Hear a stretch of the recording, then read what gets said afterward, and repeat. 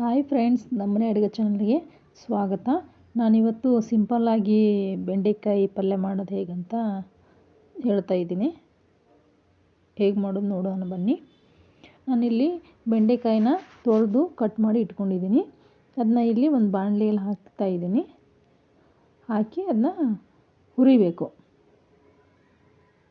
ಚೆನ್ನಾಗಿ ಅದೆಲ್ಲ ಲೋಳೆ ಥರ ಬಿಡುತ್ತಲ್ವ ಕಟ್ ಮಾಡಿದರೆ, ಅದನ್ನೆಲ್ಲ ಲೋಳೆ ಥರ ಹೋಗುವಾಗಿ ಪೂರ್ತಿ ಡ್ರೈ ಆಗಬೇಕು. ಆ ಥರ ಅದನ್ನ ಹುರಿಬೇಕು. ಹಾಗೆ ಒಂದು ಸ್ವಲ್ಪ ಎಣ್ಣೆನೂ ಹಾಕಿ ಹುರಿಬೇಕು. ನೋಡಿ, ನಾನು ಹುರಿದಿದ್ದೀನಿ. ಇವತ್ತು ತಗೊಂಡಿದ್ದೀನಿ. ಈ ಥರ ಆಗಿದೆ. ಇವಾಗ ಇಲ್ಲಿ ಒಂದು ಬಾಣಲೆಯಲ್ಲಿ ಎಣ್ಣೆ ಹಾಕಿದ್ದೀನಿ. ಎಣ್ಣೆ ಬಿಸಿ ಆದಮೇಲೆ ನೆಕ್ಸ್ಟ್ ಇಲ್ಲಿ ನಾನು ಸಾಸಿವೆನ ಹಾಕ್ತಾಯಿದ್ದೀನಿ. ಸಾಸಿವೆ ಚಿಟಪಟ ಅಂದ ತಕ್ಷಣ ನೆಕ್ಸ್ಟು ಜೀರಿಗೆನ ಹಾಕೋದು. ನೋಡಿ, ಇಲ್ಲಿ ಜೀರಿಗೆ ಹಾಕಿದೆ. ಜೀರಿಗೆ ಚಿಟಪಟ ಅಂದ ತಕ್ಷಣ ನೆಕ್ಸ್ಟ್ ಇಲ್ಲಿ ಕರಿಬೇವನ್ನ ಹಾಕ್ತಾಯಿದ್ದೀನಿ. ಕರಿಬೇವನ್ನ ಹಾಕಿ ಸ್ವಲ್ಪ ಫ್ರೈ ಮಾಡಬೇಕು.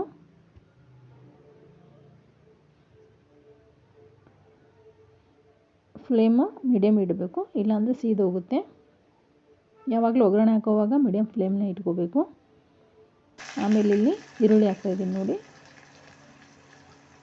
ಈರುಳ್ಳಿನ ಸ್ವಲ್ಪ ಜಾಸ್ತಿ ಹೊತ್ತು ಹುರಿಬೇಕು, ಫ್ರೈ ಮಾಡಬೇಕು ಎಣ್ಣೆಯಲ್ಲಿ. ಹಸಿ ವಾಸನೆ ಹೋಗೋವರೆಗೂ, ಇಲ್ಲಿ ಕಲರ್ ಚೇಂಜ್ ಆಗಬೇಕು ನೋಡಿ, ಅಲ್ಲಿವರೆಗೂ ಚೆನ್ನಾಗಿ ಫ್ರೈ ಮಾಡಬೇಕು. ಎಣ್ಣೆಯಲ್ಲಿ ಈರುಳ್ಳಿ ಚೆನ್ನಾಗಿ ಫ್ರೈ ಆದರೆ ಅಡುಗೆ ಟೇಸ್ಟ್ ಆಗುತ್ತೆ. ನೆಕ್ಸ್ಟು ಅದಾದಮೇಲೆ ಇಲ್ಲಿ ಟೊಮೆಟೊ ಹಾಕ್ತಾಯಿದ್ದೀನಿ. ನೋಡಿ, ಟೊಮೆಟೊ ಹಾಕಿ ಟೊಮೆಟೊನು ಫ್ರೈ ಮಾಡಬೇಕು. ಅದನ್ನು ಟೊಮೆಟೊನು ಸಾಫ್ಟ್ ಆಗುವಂಗೆ ಫ್ರೈ ಮಾಡಬೇಕು ಎಣ್ಣೆಯಲ್ಲಿ. ಇವಾಗೂ ಮೀಡಿಯಮ್ನಲ್ಲೇ ಇಟ್ಟು ಫ್ರೈ ಮಾಡಬೇಕು.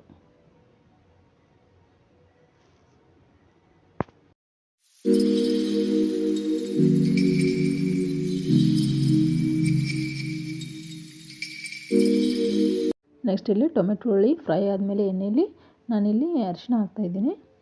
ಆಮೇಲೆ ಉಪ್ಪು ಹಾಕಿದೆ. ಉಪ್ಪು ರುಚಿಗೆ ತಕ್ಕಷ್ಟು ಉಪ್ಪು ಹಾಕಬೇಕು. ಹಾಕಿ ಮತ್ತೆ ಫ್ರೈ ಮಾಡ್ತಿದ್ದೀನಿ.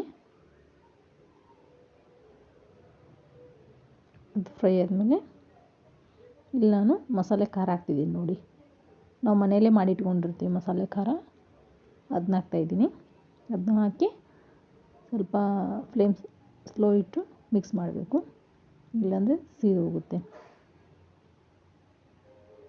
ಚೆನ್ನಾಗಿ ಮಿಕ್ಸ್ ಆದು ನೆಕ್ಸ್ಟ್ ಇಲ್ಲಿ ನಾನು ಹುರಿದಿಟ್ಕೊಂಡಿದ್ನಲ್ಲ ಬೆಂಡೆಕಾಯಿ, ಅದನ್ನ ಹಾಕ್ತಾಯಿದ್ದೀನಿ.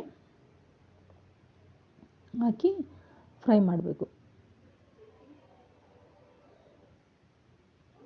ಎಲ್ಲ ಮಿಕ್ಸ್ ಮಾಡಬೇಕು ಒಂದು ಸಾರಿ. ಚೆನ್ನಾಗಿ ಎಲ್ಲ ಹೊಂದ್ಕೊಂಡು ಮಿಕ್ಸ್ ಮಾಡಬೇಕು.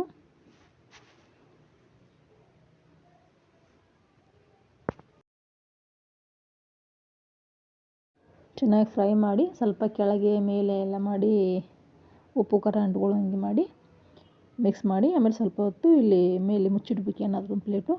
ಆಮೇಲೆ ಪ್ಲೇಟ್ ಸ್ವಲ್ಪ ಒಂದು 2 ನಿಮಿಷ ಬಿಟ್ಟಾದಮೇಲೆ ತೆಗೆದು ಬೆಂಡೆಕಾಯಿ ಮೆತ್ತಗಾದ್ಮೇಲೆ ಇಲ್ಲಿ ನಾನು ಇದು ಹಾಕ್ತಿದ್ದೀನಿ. ನೋಡಿ, ಶೇಂಗಾ ಪೌಡ್ರ್ ಹಾಕ್ತಾಯಿದ್ದೀನಿ.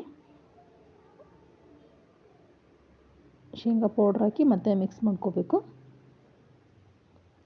ಯಾವುದೇ ಪಲ್ಯಕ್ಕಾಗಲಿ ಶೇಂಗಾ ಪೌಡ್ರ್ ಹಾಕಿದ್ರೆ ತುಂಬ ಟೇಸ್ಟ್ ಕೊಡುತ್ತೆ ಫ್ರೆಂಡ್ಸ್. ನೋಡಿ, ಇವಾಗ ರೆಡಿ ಆಯಿತು ಬೆಂಡೆಕಾಯಿ. ಈ ಥರ ಆಗಿದೆ ನೋಡಿ. ನೀವು ಟ್ರೈ ಮಾಡಿ ಮನೇಲಿ.